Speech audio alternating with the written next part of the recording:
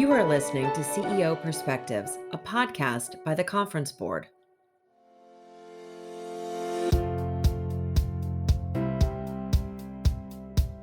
Welcome to this episode of CEO Perspectives, a new podcast series by the Conference Board. CEO Perspectives are conversations that take an objective, data-driven look at a range of timely topics that matter most to business executives. To help make sense of these topics and how they'll unfold, we'll sit down with thought leaders and do what we do best at the Conference Board, provide trusted insights for what's ahead. I'm Steve Odland, the CEO of the Conference Board and the host of this podcast series. And today's conversation will focus on the history of the U.S.-China relations and how the effects of a 1972 presidential visit to China still echo to this day. We are very pleased to have joining us today Ed Cox, who is now a corporate and finance lawyer, former partner of Patterson, Belknap and Webb, and former chairman of the New York Republican Party. Ed's also a trustee of the Committee for Economic Development of the Conference Board. Ed, welcome to the podcast. It's good to be talking with you, Steve. So Ed, what some people may not also know, in addition to your long corporate career and great successes professionally, is that you were married to President Nixon's daughter, Tricia, and still are. And so therefore, you are actually an historic figure in all of the opening of the China relations in 1968. Talk about your relationship with President Nixon and the family and how you got involved. Yeah, well, we just celebrated our 50th anniversary last June. And we actually started dating in 1963 when then former Vice President Nixon moved to New York from California. And first, of course, I was very interested in his daughter, but got to know him in the process as a lawyer here in New York. And he made trips to Europe and met with de Gaulle, who was in office at the time, Chancellor Adenauer of Germany, who was not. And he focused on, in the process, they focused him on China and the need for new relations with China. The fact is that we had great relations during the 30s. We were firm allies during World War II, and in 1949, the communists took over, and it was then thereafter a Cold War with China, and the big political question in the United States was, who lost China? And relationships, of course, stopped at that point. But from his trips to Europe in the 60s, his new thinking about it led him to write a foreign affairs article with respect to China. And he said, we need to look at China anew. It is 1 billion people. We need to have a new policy with respect to them. And clearly he was thinking about relations, but he couldn't say it at that time, or else, of course, in his party, his political career would not have been successful going forward. I remember this time very clearly. I watched your your wedding in 1971 on television. I mean, this whole period, this was huge. It was earth-shaking during this period of time that President Nixon would consider going to China, would consider opening relations, because this was Red China. We use that term, or all the papers use that term at the period of time, and this was a big deal. Ed, talk about that. I mean, it was culturally just incredible. Well, the first indication that I had that Richard Nixon was looking at China in a new way was in February of 1968.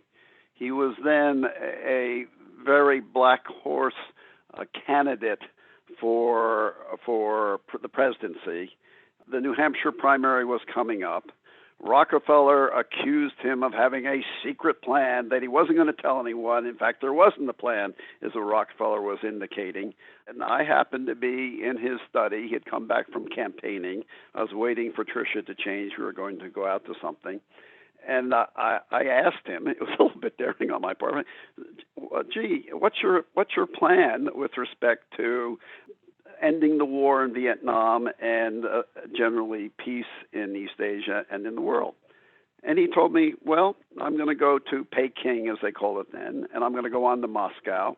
And that's the way we will end the war. One of the things we'll do to end the war in Vietnam and establish a generation of peace going forward. I was a senior at Princeton at the time, and I said, oh, okay, that's very interesting. But of course, I never spoke to anyone about it. But it really, that was the first inkling that I had of that he had a very far-reaching vision of what needed to be done with respect to the People's Republic of China. Right, and the 1968 election was really interesting because Johnson had dropped out, Humphrey was running and was the peacenik, and so Richard Nixon at that point in time was not really viewed as the peacemaker in this, and so it jolted, I think, the world, but certainly the U.S. when he came forward and really stepped forward as a peacemaker in that time. Well, that's right. He brought on to his national security advisor, Henry Kissinger, who he did not know. Kissinger was Rockefeller's advisor, but he did admire Kissinger from afar. They had exchanged some notes back and forth, and in their first meeting in the Oval Office after his election as President of the United States, he sat there with Kissinger and talked to him about going to China. Kissinger, coming back, and I heard this from members of his staff later, Kissinger's staff, Kissinger tells his staff, this man, he's crazy. He says we're going to China. It was that inconceivable that Richard Nixon would go to China, as you said, from the aspects of his being the strong anti-communist and having been elected on that kind of a slate with respect to China. On the other hand, there was a war going on that was reaching its peak at that time in Vietnam, and we were losing 300 draftees a week were being killed in Vietnam, and he had to have a plan to end the war, and it meant both Vietnamizing the war, but also the diplomatic outreach to China and then to Moscow in order to encourage them to find a solution to the war and to discourage the North Vietnamese from continuing the war. This is really interesting when you talk about Henry Kissinger, because I've heard Kissinger talk. I met with Kissinger, and of course, he's famous for writing all these books on China. And if you didn't know the inside baseball here, you would think that Henry Kissinger convinced President Nixon to go to China, when in fact, it was, as you related, it was a little bit of the other way around. So what were the reasons that the U.S. had for taking action? You mentioned, of course, the Vietnam War, which was raging at this period of time. Just describe the context here. Well, there were reasons on each side for the trip. I just described the reasons on Richard Nixon's side with respect to the Vietnam War and establishing a platform for peace going forward in East Asia and the world. But on the Chinese side, they were just developing their nuclear capability. And they knew that Moscow had to make a decision. Do we take out China's nuclear capability and with a potential nuclear strike, whatever we have to do, or do we let it grow where it can be a threat to us in the Soviet Union? They were also amassing troops on the border with China. Mao, looking at that, said maybe a visit from the President of the United States would make sense. And meanwhile, from his very start in 1969 of his administration, he started reaching out first through Poland, and there's a strange thing of our ambassador to Poland chasing the People's Republic of China ambassador around the room because the PRC's ambassador didn't know what was going on, but our ambassador wanted to talk to him and try and have an opening.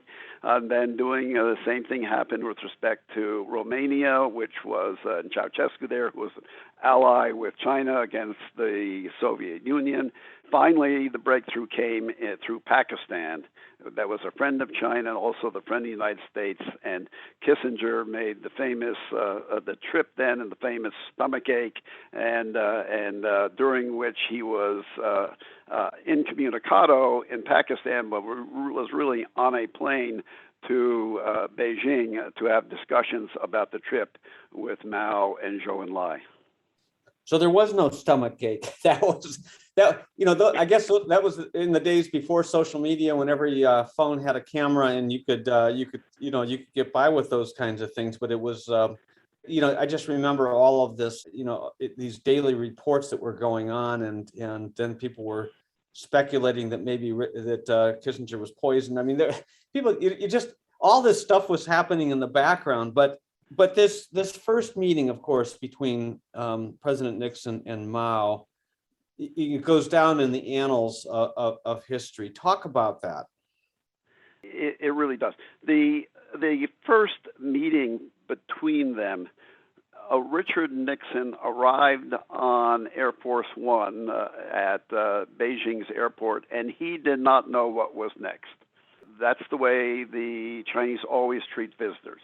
They have the schedule, but the visitor does not know exactly what's on. They know what the purpose of it is, but they don't know what's going to happen. And President Nixon walked down from the plane, and there was a famous handshake between him and Zhou Enlai, and both knew what it meant. That the Secretary of State, Dulles, to Eisenhower, had famously, in a meeting with Zhou Enlai, had refused to shake his hand. They were at the same event together, and they ran into each other, and he refused to shake Zhou Enlai's hand. And so that was a handshake that said, we are about to start a new relationship. They then traveled directly to Mao's study, and Chairman Mao and President Nixon met. And President Nixon's first statement to Chairman Mao was, "So you are the man who rules all of China." And in Confucian modesty, but also it is true, he said, no, just a little. Mao's response was, no, just a little area around Beijing. And the fact is that even at that time, when the Communist Party ran China, China was still decentralized in many ways, and Mao had to be responsive to different parts of China as he governed it. Wow, it's just incredible. And, and of course, there's a lot more to come here. We've talked a little bit so far about the opening of relations and, some of the reach out between the Nixon administration and China. We're going to take a short break, and we'll be right back with more of my conversation with Ed Cox. Interested in this content? You can find this and much more at our conference board website, www.conference-board.org. Or even better, contact our membership team and your company can enjoy the benefits of our in-depth research around the economy, environmental, social, and governance issues, public policy, marketing and communications, and human capital. As a member of the conference board, you will be able to have full access to all of our cutting-edge research, leading indicators, benchmarking, and data services, in addition to webcasts and podcasts such as the one you are enjoying now.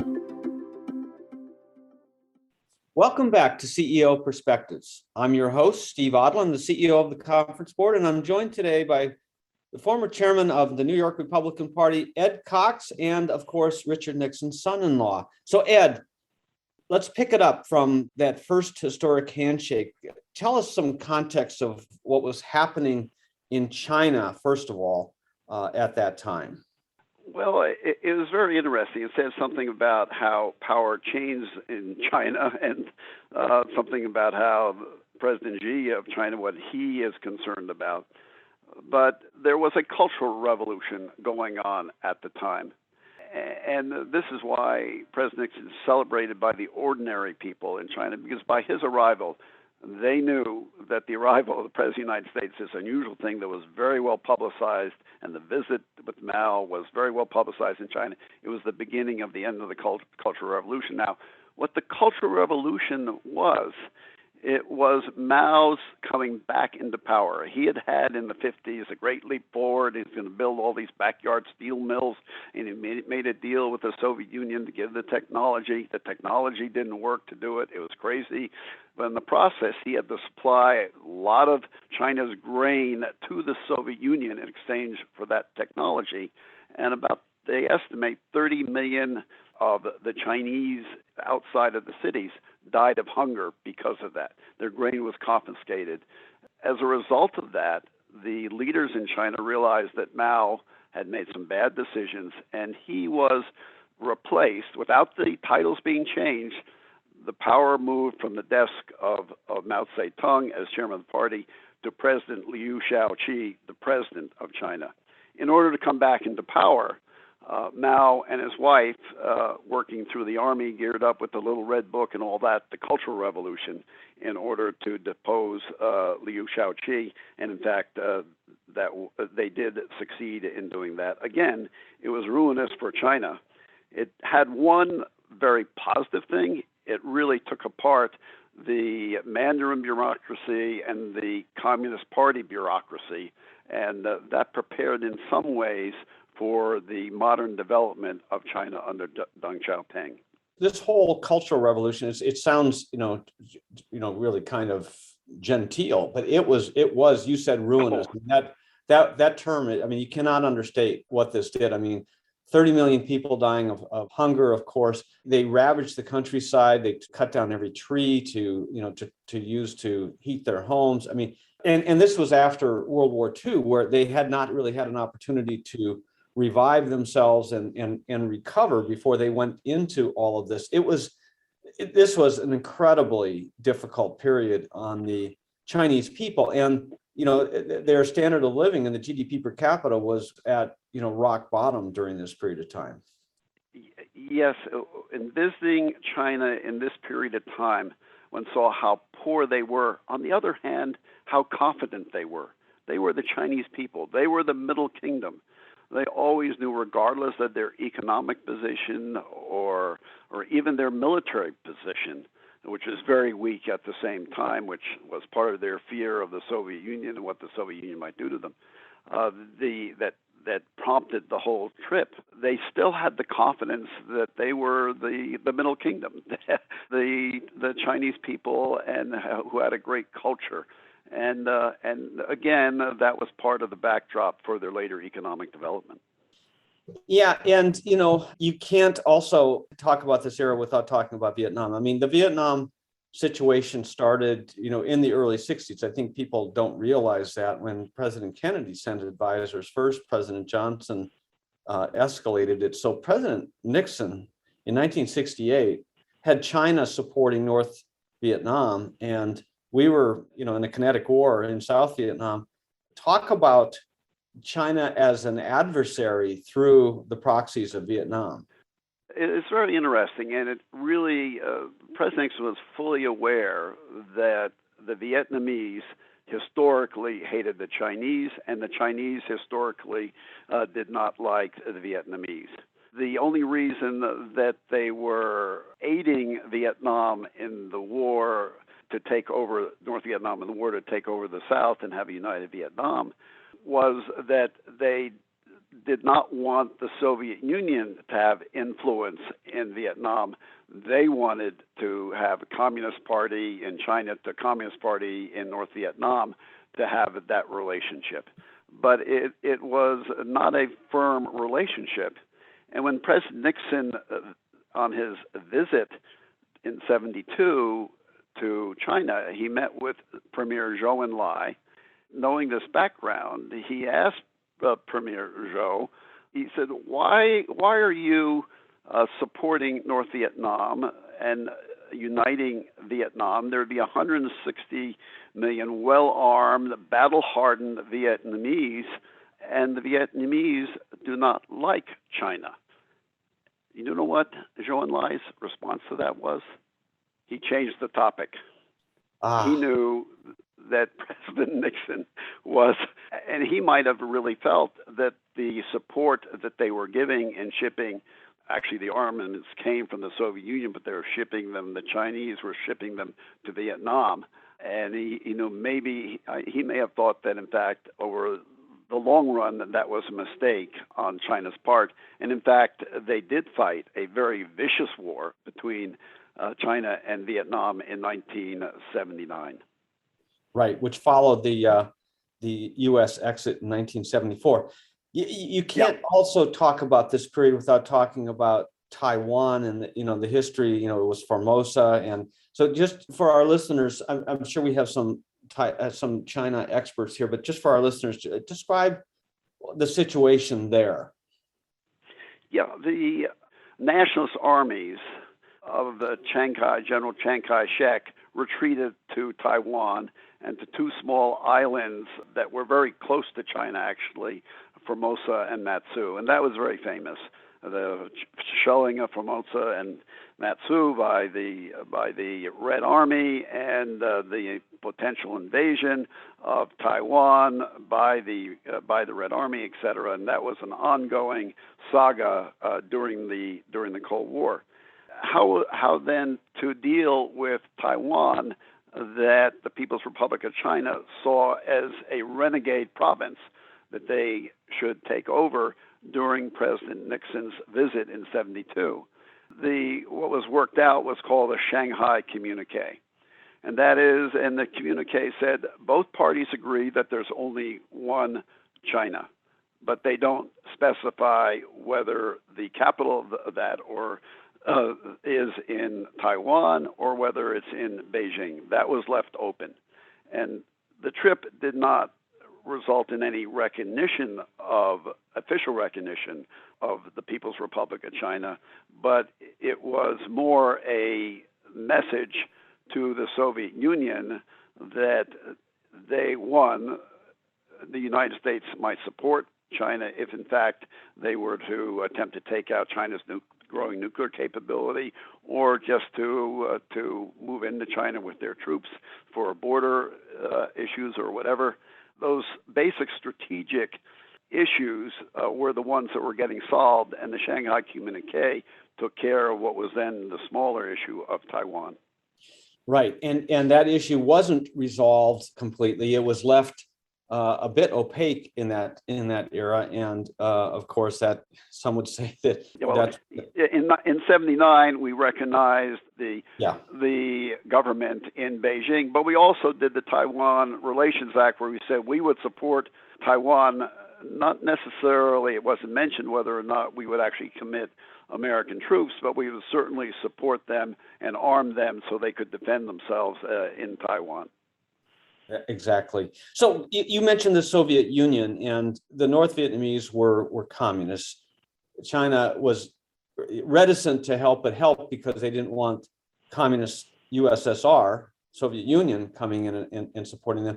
But China has this enormous long border with the USSR at that point in time, Russia now, two communist countries. But I would say, Ed, that's where the similarities really end, is the sort of the term communist countries. Talk about that, a little bit of history in that relationship, and then what were the discussions in this time period? Well, there was a broader vision that President Nixon had, and in his speeches as president, he called it a generation of peace. And necessary that was the concept of détente. It was not really the right wing of the Republican Party was not enamored of détente. They were much more in favor of just a tough line with respect to the People's Republic of China, Red China, as you call it, and also with respect to the Soviet Union. But because of the trip to China, President Nixon then planned a trip to the Soviet Union. And the trip was announced. There was a lot of questions about it, even within his own cabinet. They said it would never go forward, it wouldn't succeed, it wouldn't happen. And just before he did it, he bombed North Vietnam and also mined the harbor of Haiphong to prevent military goods coming in from the Soviet Union and from China into North Vietnam. That was a very strong movement and military action by President Nixon, and it was said the trip will never happen. Well, in fact, it did, because the relationship, Moscow was very interested what was going on between President Nixon and China, and they wanted to meet with the president also. The president's objective was to have détente, not just with China, but also famously with the Soviet Union, that had a very strong nuclear arsenal, and the result was what was called and they signed the agreement on that 72 trip to Moscow, and it was the Strategic Arms Limitation Treaty, which put limitations on anti-ballistic missiles and other things that really brought about a better resolution of potentially with respect to potential nuclear war between the Soviet Union and also things like the joint space flight and other things. And that was the start of détente, which in fact was the beginning of the end of the Soviet Union. And this is what people don't realize about President Nixon. I mean, he was such a hawk, a communist hawk in those days, and he was viewed as a Western hardliner against communism of all sorts in this period of time. But and for him to uniquely open up the discussion with China, begin the discussion, and eventually settle with the Vietnam and that war, and begin the relations with the USSR is stunning. And I think it's a piece of history, Ed, I don't know if you agree, but that I think a lot of people have missed. And Richard Nixon has never won the Nobel Peace Prize for all of these historic actions in this era. Well, it just says to show the ambiguities about this. He landed in Moscow.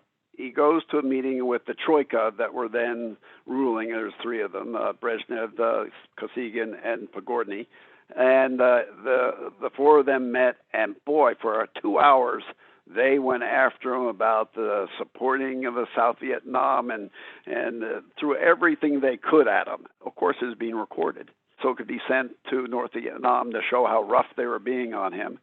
And then once that was done, they went and had dinner together and had little toasts and things like that, and that was setting the groundwork for the era of détente and the SALT agreement and the other people-to-people agreements that were entered into during that visit.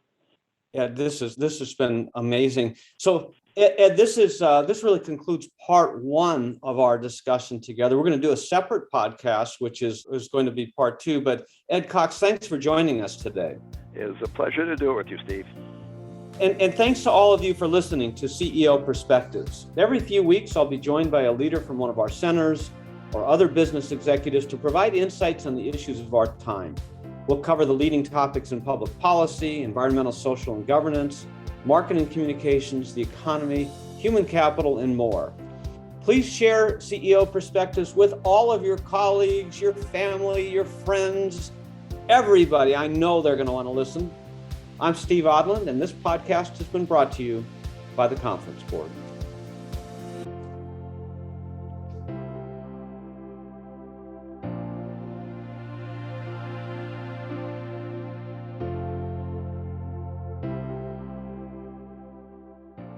You have been listening to CEO Perspectives, a podcast by the Conference Board.